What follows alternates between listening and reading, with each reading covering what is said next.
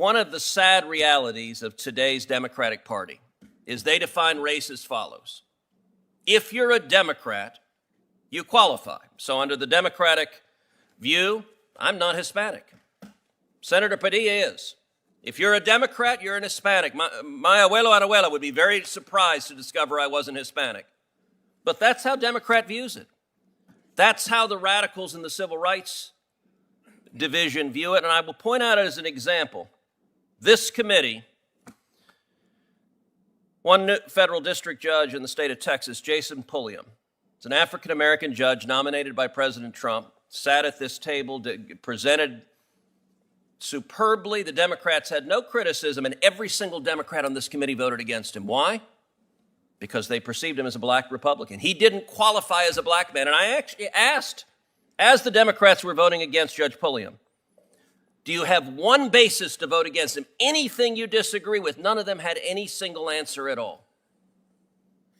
This hearing's about one thing. It's about power, and it's about ensuring Democrats stay in power. That's cynical, and it's at the expense of democracy and the right of voters to express their will through free and fair elections. I'm going to ask my questions now and just begin by saying this hearing has nothing to do with any geographic discrimination, any idea that one state or another is oafish. The witnesses continued to explain that the impact of a law can be discriminatory even if the intent isn't, but Cruz kept pressing for a yes or no answer to his framing of the issue.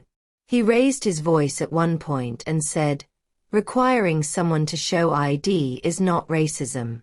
It's what every responsible voter should do." The witnesses held their ground.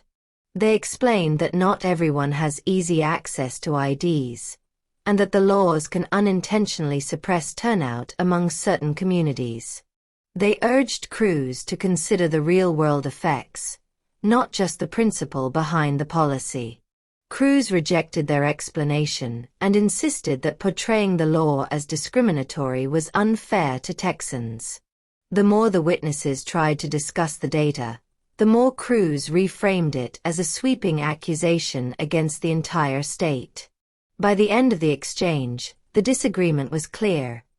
Cruz was focused on defending Texas voters from what he saw as an unfair label.